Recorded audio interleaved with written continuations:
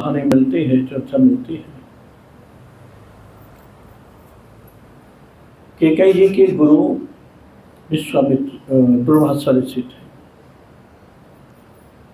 तो दुर्वासा ऋषि जब कैकेयी की विवाह नहीं हुई तब दुर्वासा ऋषि इनके यहाँ पहुँचे तो बड़ी सेवा की गई थी।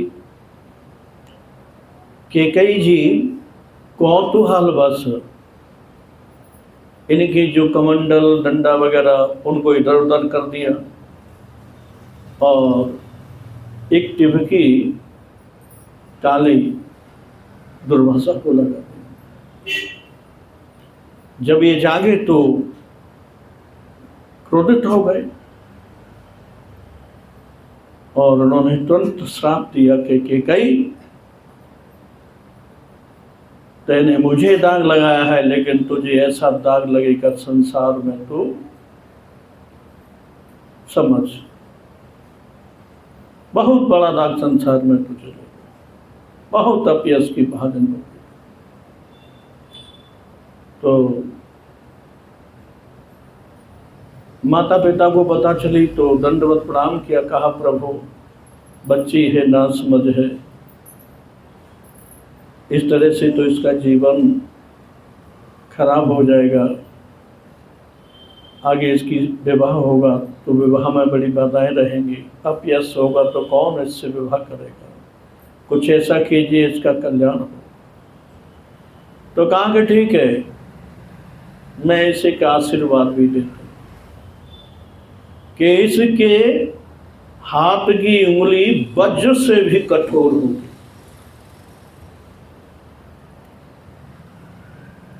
और उन्होंने उस कन्या को मंत्र दीक्षा भी दे दी, शिष्य बना। जब देवासुर संग्राम हुआ, देवताओं की सहायता के लिए महाराज दशरथ जी गए युद्ध में, तो कैकेयी भी साथ गई थी। युद्ध में महाराज दशरथ जी राक्षसों से भिड़ रहे थे, भयानक युद्ध चल रहा था। दशरथ जी का रथ तहस नहस होने को जा रहा था, एक धुरी पहिया से निकलने की चेष्टा में था। कैकेयी को पता चली तो कैकेयी ने वही उंगली अपनी उसमें लगा दी, क्योंकि वो वज्र से भी कठोर थे। तो महाराज दशरथ जी के वहां से प्राण बच गए और विजय प्राप्त कर ली। तब कैकेयी को कहा, कैकेयी तैने मेरे प्राण बचाए हैं, मैं बड़ा प्रसन्न हूं, तू वरदान मांग। तब कैकेयी ने वहां 2 वरदान मांगे थे, वो 2 वरदान धरोहर थे। और उनके विषय में चर्चा है कि जब राम जी बड़े हुए तो उन्होंने कैकेयी माँ से एकांत में बात की। कैकेयी राम को इतना प्रेम करती थी, इतना प्रेम करती थी कि भरत से भी नहीं करती थी। भरतन प्रिय मोहि राम समाना, राम जी के समान भरत भी प्रिय नहीं थे। जब राम जी का विवाह होके आया ना, तो किसी ने कुछ दिया, किसी ने कुछ दिया पुत्र वधू को। तो कैकेयी ने कहा कि महाराज, मैं कुछ ऐसा देना चाहती हूं जो कोई दे न सके। क्या देना चाहती हो?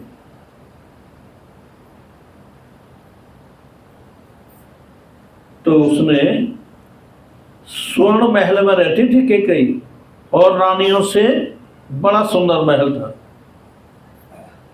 तो राम जी को वो स्वर्ण महल ही दे दिया और खुद साधारण भवन में चले गए। इतना प्रेम करते थे। एक दिन राम जी विवाह होने के बाद मैया कैकेयी के महल में गए और चर्चा चली, मैया मैं एक वरदान चाहता हूं। बोला क्या? बोले तू मेरी कसम खा, मेरी शपथ ले, तब मैं कहूं। बोला नहीं, मैं तेरी शपथ नहीं ले, तेने पता नहीं क्या वरदान में मांग लिया। मैं न दे सकी? बोला नहीं मैया, मैं ऐसा कुछ नहीं मांगूंगा जो तू दे न सके, मेरी सब कह न सब कर। तो राम जी ने यही मांगा था कि मैया मुझे वन भिजवा देना, तेरे दो वरदान हैं, दोनों वरदान में एक में मुझे वन का वास दिला देना। के रो पड़ी कि ये तू कहता है, मैं अपनी शपथ तोड़ दूंगी, वचन तोड़ दूंगी, धर्म तोड़ दूंगी, लेकिन मैं तुझसे इसलिए नहीं तोड़ पाऊंगी। राम तू तो मेरा जीवन है, तेरे बिन मैं कैसे जीवित रहूंगी? मैं तो भगवान से प्रार्थना करती हूँ कि अगर मुझे आगे जन्म भी दे तो तेरा जैसा पुत्र हो और सीता जैसी पुत्र वधू हो। और तू मुझसे कहता है कि मैं तुझे वन भेज दूं? मैं इतनी निष्ठुर नहीं हूं बेटा, इतने कठोर नहीं हूं, मैं कैसे कह सकती हूँ कि तू वन चला जा। राम जी ने जान लिया कि अब ये तो कुछ कहेंगे नहीं। उधर देवताओं की बार बार आवाज आ रही है कि प्रभु कुछ करो, बहुत परेशान, साधु संत महात्मा बहुत दुखी। तो राम जी ने मानसिक स्मरण करके दुर्वासा ऋषि को ही बुलाया था, और राम जी, कैकेयी और दुर्वासा ऋषि तीनों ने चर्चा की। तो गुरु थे ही दुर्वासा ऋषि, तो कैकेयी को कहा कि देख मैं तुझसे गुरुदक्षिणा मांगता हूं, मुझे गुरुदक्षिणा दे। मैं बोलो गुरुदेव, मेरे प्राण भी मांगोगे तो मैं प्राण दूंगा। मतलब तेरे प्राणों से मुझे कोई लेना देना नहीं, मैं जो मांगता हूं वही मुझे चाहिए। कहो। बोले तू राम को वन भेजने की मुझे प्रतिज्ञा दे। गुरुदेव ये असंभव है।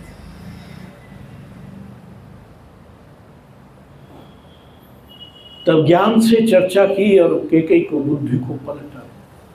बोले देख, जगत में धर्म और स्नेह दो महत्वपूर्ण है। तू वीरांगना है, तू देवताओं के कार्य में मदद कर सकती है। अच्छा बता, पूरी प्रजा दुखी हो तो क्या राजा को स्वर्ग मिलता है, कल्याण होता है? महाराज दशरथ जी वृद्ध हो चुके हैं, राक्षसों का तांडव चल रहा है, तो पता कौन करेगा? तो इसके लिए मुझे क्या करना होगा कि तुम्हें इसके लिए धर्म भी छोड़ना पड़ेगा और स्नेह भी छोड़ना पड़ेगा। दुनिया में भारी अपयश लेना पड़ेगा, भारी अपयश लेना। तो ठीक है गुरुदेव, मैं वचन देती हूं कि मैं इस अपयश को लेने के लिए तैयार हूं। तो ये भरत जी ने जब आए थे लौटकर, तब उन्होंने कहा था कि लीन विधवपन अपजस आपू और कीन के कही सब कर काजू। कैकेयी ने खुद अपने लिए विधवापन लिया, अपयश लिया और जगत के कार्य में लगा दिया। और उस कैकेयी मां को कोई दोष दे तो वो अज्ञानवश ही दे सकता है। राम जी ने भी कहा है कि कैकेयी का कोई दोष नहीं। तो यहाँ 14वें विश्राम में कैकेयी वरदान मांगती है। सुनहु प्राण पति भावत जी का और देहु एक बर भरत टीका। हे प्राणनाथ, प्राणों से प्रिय मेरे पति, मैं एक बार चाहती हूं भरत को रात दे दो। मांगहु दूसरा वर कर जोरी, और हाथ जोड़कर मैं दूसरा वरदान मांगती हूं। पहला वरदान में हाथ नहीं जोड़े, लेकिन दूसरे वरदान में कहते कि मैं हाथ जोड़कर मांगती हूं। क्या कि मांगहु दूसर वर कर जोरी और पूर्वहु नाथ सकल रुत बोरी। क्या कि 14 वर्ष राम वनवासी, तापस वेश विशेष तपस्योगे वेश में 14 वर्ष का वनवासी रूप राम को वनवास, और पहले में भरत जी को राज। महाराज दशरथ जी राम जी को प्राणों से भी अधिक प्रेम करते थे। जब ये बात सुने तो मूर्छित हो गए। कैकेयी को समझाए, बहुत चर्चा होती कि देख, मैं राम के बगैर जीवित नहीं रह सकता, तू और कुछ मांग। बोला, आप क्या एक अबला स्त्री की तरह रुदन कर रहे हो? देना है तो दीजिए, आपने वचन दे रखा है। कैकेयी ने कहा कि देखो, जो सत्य में जीवन जीता है उसके लिए तनु तनय तीय धाम धन धरनी तृण सम सिंधु सत्य सिंधु कुंवर। शरीर, पुत्र, स्त्री, धन और धनी, ये तिनके के समान समझनी चाहिए जो सत्य पर चलता हो उसको। आप महाराज सत्य पर चल रहे हैं, फिर आप इतना रुदन क्यों कर रहे हैं? दो काम नहीं हो सकते, हंसो और गाल फुलाओ। मेरी लास्ट बात है कि सुबह होते ही वनवास रूप में राम बन न गए तो मेरा मरण होगा और तुम्हें अपयश होगा। महाराज दशरथ हिल गए। कहा कि तू पहला वरदान मुझे कोई आपत्ति नहीं है, मैं भरत को बुलाऊंगा, राज दे दूंगा, लेकिन दूसरे वरदान तुम मुझसे मत मांग, मैं जीवित नहीं रहूंगा। स्पष्ट कर दिया, मैं जीवित नहीं रहूंगा। इस पूरे 14वें विश्राम में धर्म और स्नेह का युद्ध है, और कैकेयी एक ऐसी पात्र है कि इसने धर्म भी त्यागा और स्नेह भी त्यागा। लेकिन कौशल्या ने धर्म पकड़ा, सीता जी ने स्नेह पकड़ा, धर्म भी पकड़ा। लेकिन कैकेयी ने जन कल्याण के लिए धर्म भी छोड़ा और अपना प्रेम भी छोड़ा, स्नेह भी छोड़ा। जब नहीं कैकेयी समझ पाई और दशरथ ने जान लिया कि मेरा मरण निश्चित है, तो कहा कि देख, अब तू मेरी आंखों की ओर से दूर बैठ जा, मुझे अपना मुंह मत दिखाना, मैंने तेरे साथ अपना संबंध तोड़ दिया। कितनी गुजरी होगी कैकेयी के हृदय पर जब महाराज दशरथ ने कहा होगा। लेकिन बैठ गई कैकेयी जाकर के, गुरुदेव के कारण और राम के कारण। जब अलग बैठ गई तो महाराज दशरथ जी मूर्छित हो गए। अनेकों प्रकार के विचार उनमें आने लगे। राम राम राम राम रटते रहे। पूरी रात निकल गई। सुबह अयोध्या में सब लोग जागे। महाराज दशरथ जी आए नहीं है, क्या बात है? जाकर के सुमंत जी देखिए। और उधर महाराज दशरथ जी प्रार्थना करते हैं सूर्यदेव को कि हे प्रभु, आप उदय मत करना, नहीं आपको अवध को देखकर बड़ा दुख होगा। मेरी प्रीति और कैकेयी की निष्ठुरता को आप सहन नहीं कर सकेंगे। आप उदय मत होना, आप सूर्य है और सूर्य ही कुल ये आपका है। आप अपने कुल पर कृपा करना, उदय मत होना। उदय नहीं होंगे तो राम बन नहीं जाए।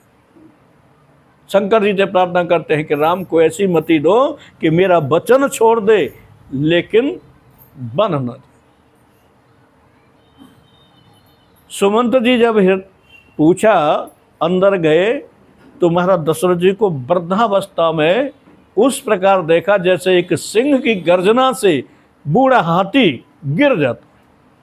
कैकेयी पास में खड़ी है, मानो महाराज दशरथ जी के मृत्यु की घड़ी गिन रही हो। सुमंत जी हिल गए देखते।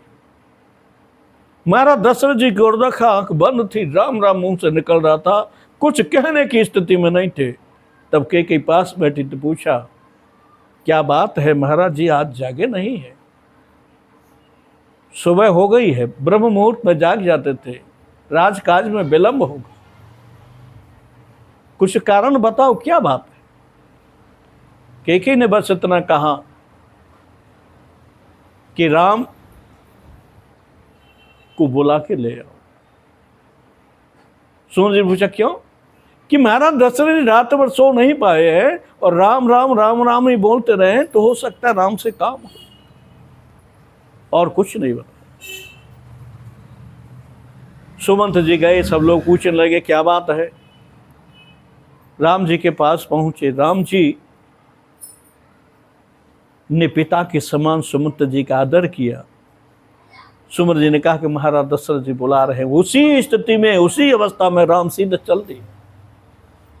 सब लोग देखकर व्याकुल हो गए कि राम कभी भी इस स्थिति में नहीं चले हैं, आज क्या बात है, कोई अनहोनी तो नहीं। जब राम जी पहुंचे हैं तो पिता की दुर्दशा, मां एक तरफ बैठी है। राम जी का स्वभाव कोमल है, मृदुल है, और पहली बार ये दुख देख रहे हैं। प्रथम दीक दुख सुना न काऊ, अति मृदुल राम सुख। मैया से पूछा कि मां क्या बात है? मां ने कहा बेटा बात कुछ नहीं है, वो तो सब कुछ लीला थी ही उनकी।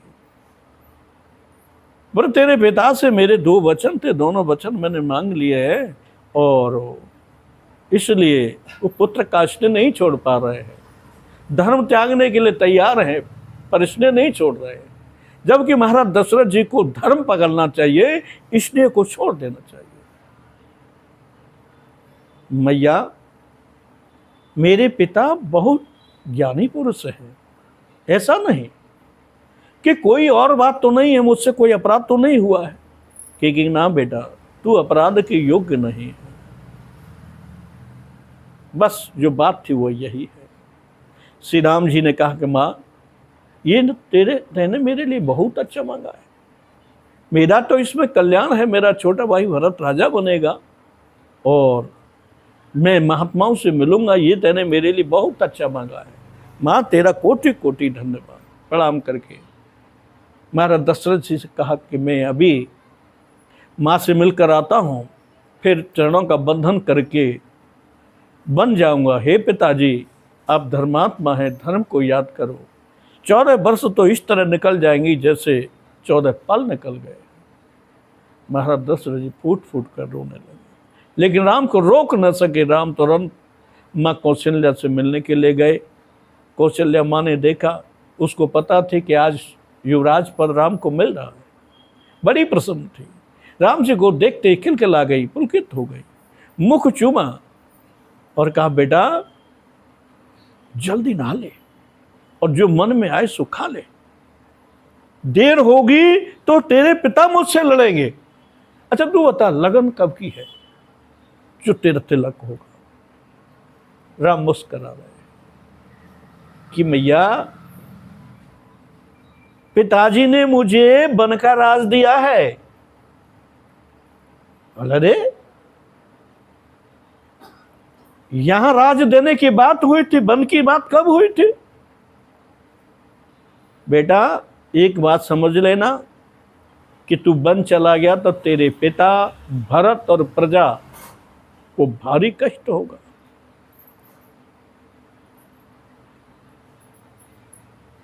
बता तो सही कारण क्या है? इस कुल में आग लगाने वाला ऐसा कौन है जो तुझे वन भिजवा रहा है? राम जी ने अपने पास खड़े मित्र सुमंत जी के पुत्र को इशारा किया। सुमंत के पुत्र सब कुछ बता दिया। मां कौशल्या विचलित हो गई, विचार करती है कि मैं स्नेह को रखूं कि धर्म को रखूं। स्नेह राम से है और धर्म पति के साथ है, राज्य के साथ है, क्या कर?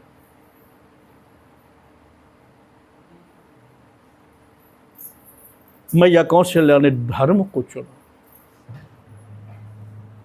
लेकिन आज देखिए, अपने अपने हृदय में विचार करिए, जब ऐसी स्थिति आए कि धर्म को चुनना है कि स्नेह को चुनना है, तो हम लोग भटक जाते हैं।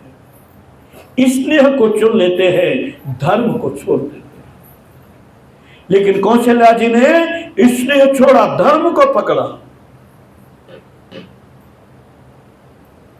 तो कहा बेटा ये तो बहुत अच्छी बात है कि पिता ने तुझे तुम पास दिया है, पिता की आज्ञा का पालन करना चाहिए। परंतु एक बात कहती हूं, पिता से बढ़कर मां है। जो केवल पे तो आयुष दाता, तो जन जाय जान पर माता। खाली पिता की आज्ञा है तो मां को बड़ा जानकर तुम बन मत जाओ। फिर कहती है कि जो पितु मात कहो बन जाना, तो कानन सत अबद समाना। अगर माता पिता दोनों ने कहा है तो बन तेरे लिए सैकड़ों अयोध्या के समान हो। जिस मां ने जन्म दिया हो, जो राजकुमार हो, जिसका विवाह अभी अभी होकर के आया हो, उस मां पर क्या कुछ रखे। बेटा जान सुखे न बने बल जाओ, करे अनाथ जनपुर जन गाँव। अयोध्या को आबाद, अवध को अनाथ करके बेटा जा, बल को बड़ भागी बना दे। इसने धर्म का पालन किया, इसने छोड़ दिया। इतने में मां जानकी जी आ गई। अब जानकी जी के लिए भी बड़ी दुविधा है। मां बेटी की बात चल रही है, कुछ बोल नहीं सकती, आकर बैठ गई। आंखों से अश्रुधारा निकल रही है, दृष्टि पृथ्वी पर है और उनके चरणों के नख पृथ्वी को कुरेद रहे हैं। और सीता जी अपने मन में प्रतिज्ञा कर रही है कि तन प्राण के केवल प्राण। यहां तो राम जी के साथ मेरा शरीर प्राण दोनों जाएंगे, नहीं तो फिर प्राण ही जाएंगे। ये बात उनके बिछुओं ने सुन ली। तो मां से प्रार्थना कर ले, मैया ऐसा गजब मत करना, हमें अपने चरणों से अलग मत कर देना। हमने तुम्हारे चरणों का आश्रय लिया है, हमारे विश्वास को बराबर रखना। सीता जी का बेटा चिंता न कर।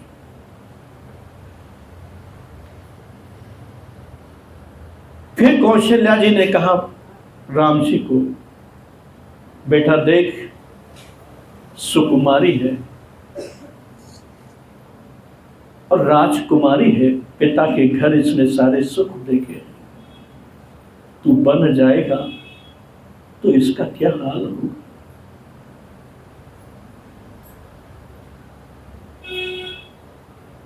इसके विषय में कह कि इसको क्या करना है। राम जी का मैया तू बता। कौशल्या ने कहा कि अगर ये घर रहे तो मुझे बहुत अच्छा होगा और मुझे सुविधा भी होगी। राम जी तो जानते हैं कि सीता घर नहीं रह सकती, क्योंकि मन की दशा पकड़ ली। तो सीता जी को फिर राम जी समझाते हैं। लगे प्रबोधन जानकी प्रगट विपिन गुण दोष। बन के गुण और दोष दोनों को प्रकट में कहते हैं। बोलो सच्चिदानंद भगवान है कि। तो इस अध्याय में, इस 14वें विश्राम में